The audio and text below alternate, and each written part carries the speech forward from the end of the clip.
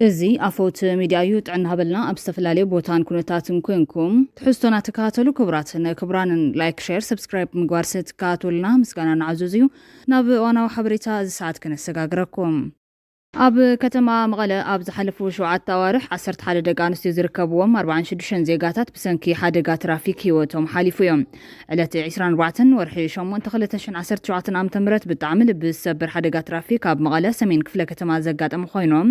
መበገሲ እቲ ሓደጋ ልዕሊ ዓቐን ጥንቃ ዝጎደሎ ፍጥነት ዝነበረ ምሽክርካር ከም ዝነበረ ጸብጻብ ፖሊስ ትራፊክ የመልክት። ኣብቲ ሓደጋ ሓደ ትሕቲ ዕድመ ተማሃራይ ኬጂ 3 ህፃን ቆልዓ ሂወቱ ሓሊፉሎም። ኣብ ከተማ መቐለ ብዝሓለፉ 7 ኣዋርሕ 11 ደቂ ኣንስትዮ ዝርከብዎም 46 ዜጋታት ብሰንኪ ሓደጋ ትራፊክ ሂወቶም ከም ዝሰኣኑ ምግላጹ ዝከር ኮይኖም ሕዚ እውን ፖሊስ ትራፊክ መቐለ ኣብ መላእ ትግራይ ዘለው ትራፊክ ፖሊስ ነዚ ንምቕራፍ ኣብ ጻዕሪ ዝርከቡ ኮይኖም ሓገዝ ማሕበረሰብን ኣሽከርከርትን ብዕቱብ ይጠልቡ ኣለዎም። ብኻልእ ወገን ኣብ ትግራይ ብገበን ዝተጠርጠረ ኣብ ቀይዲ ከም ዝዓለ ተገሊጾም ካባኻ የወሊደ ዝበለትን ቆልዓ ብፍላይ እዝኑ ንዓይ ዘይኮነስ ነቲ መሳርሕተይ ስለ ዝመስል ነቲ ኣቦ ክኸውን ይኽእል ኢለ ዝጠርጠርክዎ ሰብኣይ በዚ ገጀራ ደጋጊመ ብምውቃዕ ቀቲለዮ ኢሉ ተጠርጣሪ።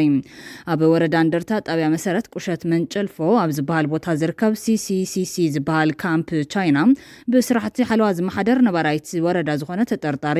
ሚያዝያ 20 2017 ዓ.ም ከባቢ ሰዓት 2 ምሸት በትዋን መዋቲ ሓዊሱ ኣብቲ ትካል ዝሕሉ 4 ሰባት ካይቦም ድራር እናበልዑ እናሃለዉ ተጠርጣሪ በዓል ሓዳርን ኣብ ብኽልተ ቆልዑን እኳ እንትኾንኩ ይብል ካብ ኣብቲ ትካል ንምድላው ምግቢ ዝተቆፀረት ሓንቲ ወገን ክወልደላ ኢለ ሒዘያ እናሃለኹ ወሊደዮ ዝብሎ ዝነበርኩ ቆልዓ ብፍላይ እዝኑ ነቲ ቀቲለዮ ዘለኹ ሰብኣይ ስለ ዝመስልን ንሳ እውን ብሓይሊ ተጋሲሱን ነይሩ እዩ ስለ ዝበለትንን ተናዲደ ካሊእ ምፅራይ ከይገበርኩ ብገጀራ ወቂዐ ሂወቱ ኣሕሊፈየ ኢሎም። ኣዛዚ ፖሊስን ሓላፊ ምፅራይ ገበንን እቲ ወረዳ ምክትል ኮማንደር የማነ ኪዳነ ማርያምን ምክትል ኢንስፔክተር ገብረ ዮሃንስ ሃይሉን ከም ዝበለዎ ድማ እቲ ገበን ምፍፃሙን ኣብ ፖሊስ ሓበሬታ ምስ በፅሐ ሽዑ ኣብቲ ቦታ ብምጽሕ ኣስከሬን ተላዒሉ ናብ ሆስፒታል ዓይደር ክኸይድ ካብ ምግባር ጀሚሮም ግቦ ናይ ሰብን ከባብን መረዳታት ብምእካብ ነቲ ፍጻመ ገበን ጭብጥታት ክውደቡ ጌርና ኣለና ኢሎም። እቶም ኣባላት መራርሓ ፖሊስ ወሲኾም ከም ዝሓበርዎ ብፍላይ ተጠርጣሪ በዓሉ ዝሓሰቦ እምበር ብሳይንሳዊ መንገዲ ቆልዓ ናይ መን ምዃኑ ኣብ ዘይተረጋገጸሉን ንሳይላቶ ዝበላ እውን ተወሳኺ መረዳታት ኣብ ዘይተወደበሉ እዋን ከምዚ ዓይነታት ስካሕካሓይ ገበን ምፍጻሙ ንምርግጋጽ ፍትሒ ዘብቅዕ መረዳታታት እናኣከብና ግቦ ምጽራይ ንወግል ኣለና ኢሎም። ብኻሊእ ሓበሬታ ዝምለስ ተመዛባሊ የለን ክብል ደመቀ ዘውዱ ከም ዝገለጸ ተፈሊጦም ሎም ዕለት ብኮርኔል ደመቀ ዘውዱ መጽነታይ ህዝቢ ምዕራብ ትግራይ ዝምራሕ ካብ ዓዲ ገባ ብላምባ ቅርሽን ዝመጹ መምሃራን ብተወሳኺ ናይ ከተማ ዓዲ ረመጽ መምሃራን መድረኽ ተሳሊጦም ኣብቲ ዘተ ብርክት ዝበሉ ሓሳባት ዝተለዓሉ እንትኾኑ ብፍላይ ድማ ምምላስ ተመዛበልቲ ዝምልከት ብሰፊሑ ተላዒሉ ውዒሉሎም። እዚ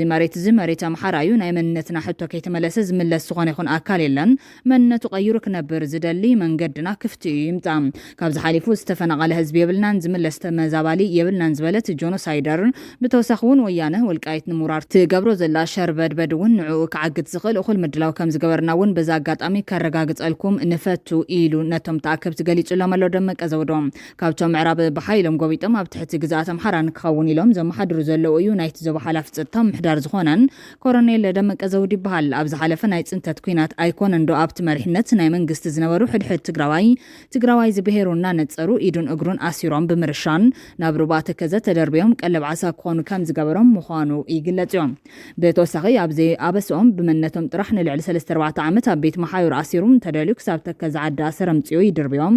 እንተደልዩ ከዓ ብመርሸንቲ ይቕንጽሎም ከም ዝነበረ ብዓለም ለኸ ሚድያታትን ከይተረፈ ዝተቓልዐ እዚ ኣብ ጽንተት ተጋሩ ገዚፍ ብልጫ ዝወስድ ደመቀ ዘውዶም ብዕለት 14 መጋቢት 2017 ንቋፅራ ገዝ ገለ ካብ ተወለድቲ ተጋሩ ኣብ ከተማታት ሰቲት ሑመራን ዝርከቡ ኣኪቡ ከም ዝውዓለ ተገሊጾም ኣብቲ ኣኼባ ድማ ተጋሩ ከም ማንም ብሄር ክነብሩ ዝኽእልሉ ቀጠና እዩ ዞባ ንስኹም ንጹሃት ስለ ዝኾንኩም ኣብዚ ምሳና ንዓና ኣሚንኩም ትነብሩ ኣለኹም እቲ ገበን ዝፈጸመ ግን ኩሉ ሃዲሙ ኸይዶም ስለዚ እቲ ዝኸደ ልዕሊ 1.2 ሚልዮን ህዝቢ ካብቲ ቦታ ተሰዲዱ ኣብ ሱዳን ዝርከብን ተመዛቢሉ ናብ ማእኸል ትግራይ ዘምርሐን ኩሉ ገበነኛ ይክብል እዩ ኣወንጂልዎ ዘሎ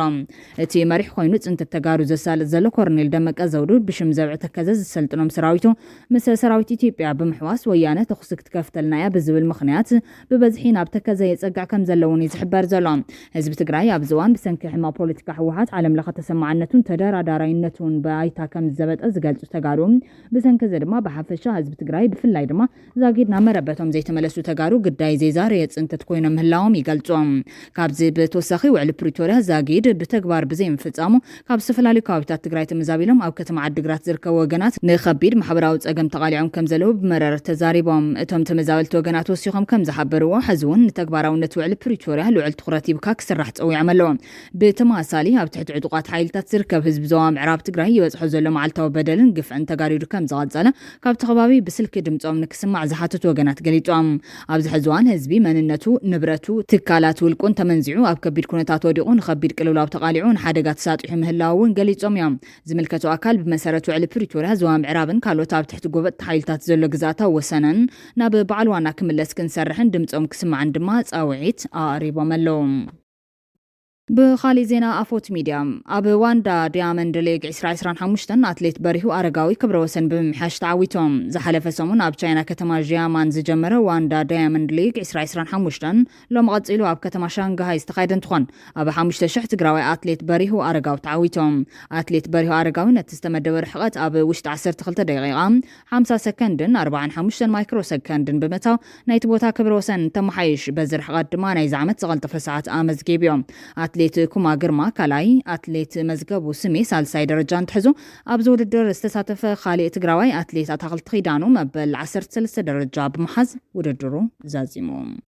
ناب كالي حوريتات سغاغيرنا عطوغات دو سودان لالاو غزات إثيوبيا متحاسم تغليصوم عطوغات دو سودان بوغن غامبيلا نلالاو غزات إثيوبيا تحيسوم بمتاو سفيح كبابيتات كم استواتورنا محدار اورجا نايت خبابي كم زوصلون تغليصوم منጭታት ተخبابي نبيبيسي ابزهابو حوريتام عطوغات دو سودان ابزوا غامبيلا وردا لاري بيلكون نستبال كباب تحيسوم بمتاو كم زتواتورون نوانا محداري اورجا لاري ون تكويسوم كم زوصلون زحبر خوينام بزيكازي نبرت نايت اب تحت عطوغات السودان ودغ استباله كبابون او كالي ختما كم زهادم يمغليم صوم زركبوم نبدبوب السودان مس ኢትዮጵያ ካብ ዘዋስኑ ክልላት ሓደ ዝኾነ ክልል ጋምቤ ላዝንቀሳቀሱ ዕጡቃት ኣብታ ንደብ ክልቴን ሃገራት ተዋስን ክልል ክፍጽሙ ወጽን ሕመትካቲ ካብ ረቡዕት ሒዙ ዝፈለመ ምዃኑ ዝተቐሱቶም ምንጭታት እቲ ኩነታት ንህዝቢ ተኸባቢ ብጥሩ ንፍካድም ገዲድዎ ምህላው እዮም ዝገልጾም ብመሰረት ዝተረኸበ ሓበሬታቶም ንላዕላው ደባት ኢትዮጵያ ሰጊሮም መጥቃዕቲ ዝፈጸሙ ዕጡቃት ምስ መንግስቲ ደቡብ ሱዳን ዝጋጩ ዕጡቃት ምዃኖም ዝተገለጹ ኮይኖም ህዝባዊ ምንቅስቓስ ሓርነት ኣብ ተዋምቲ ሱዳን ሲፔሎ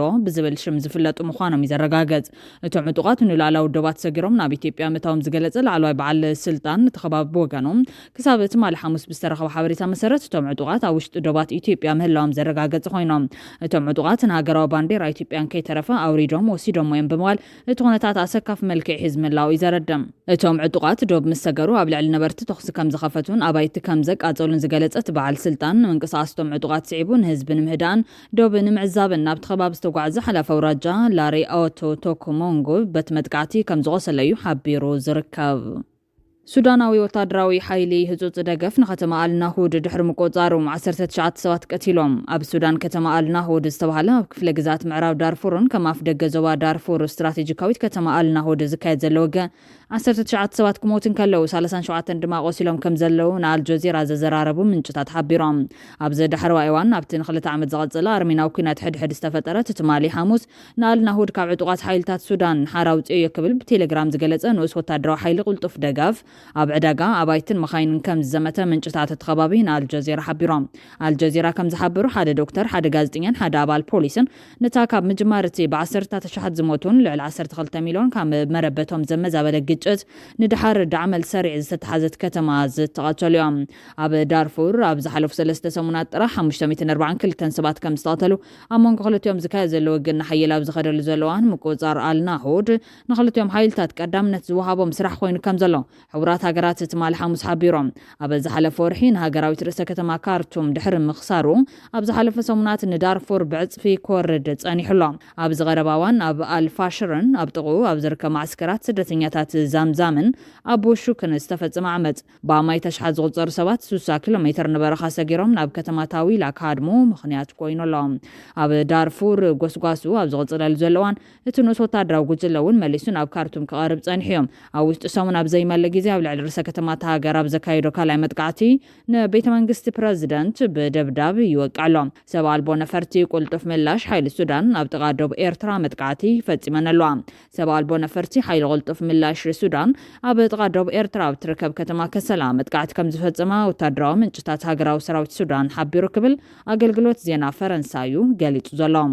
እቲ መጥቃዕቲ ኣብ መዕርፎ ነፈርቲ ከሰላ ንዝነበረ ታንኪ ነዳዲ ዒላማ ከም ዝገበረን ዝኾነ ጉዳት ከም ዘይበጽሕ ይሕብር ከሰላ ካብ መደብር ሓይሊ ቁልጡፍ ምላሽ ሱዳን ናብ እምዱርማን ኣስታት 400 ኪሎ ሜትር ርሕቐት ትርከብ እንትትከውን ናይ ትዕፁ ጉጅለ ዝኸውን ብዓብደል ዓዚዝ አልሑሉ ዝምራሕን ህዝባዊ ምንቅስቓስ ሓርነት ሱዳን ሰሜን እውን ካብ ከሰላ ኣስታት 400 ኪሎ ሜትር ርሒቑ ይርከብ ብተመሳሳሊ ኣብ ርእሰ ከተማ ደቡብ ዳርፉር ኒያላ ትማል ሰንበት ሓንቲ ናይ ጽዕነት ነፋሪት መጥቃዕቲ ከም ዝተፈጸመላን እታ ነፋሪት ተወሳኺ ሰራዊት ሓይሊ ቁልጡፍ ምላሽ ክትወስድ ኣብ መንገዲ ከም ዝነበረትን ሓደ ወታደራዊ ምንጭ ሓቢሮም እንተኾነ ግን ነቲ መጥቃዕቲ መን ከም ዝፈጸሞ ዝገልጽ ሓበሬታ የለን ኣብ ከተማ ኒያላ ብጥቓ መዕርፎ ነፈርቲ ፍንጀራ ከም ዝሰምዑ ንዓይኒ ምስኻኽር ገሊጾም ኩናት ሕድሕድ ሱዳን ኣብ ሳልሲ ዓመቱ ኣብ ዝኣተወሉ እዋን ብዓብደል ፋታሕ አልቡርሃን ዝምራሕ ሃገራዊ ሰራዊት ንማእኸል ምብራቕን ሰሜንን እቲ ሃገር ይቆጻጸር ኣሎ ብኣንጻሩ መሓመድ ሓምዳን ዝመርሖ ሓይሊ ቁልጡፍ ምላሽ ሱዳን ንምብዛሕትኡ ምዕራብ ዳርፉርን ዶባት ደቡብ ሱዳንን ተቆጻጺሩሎም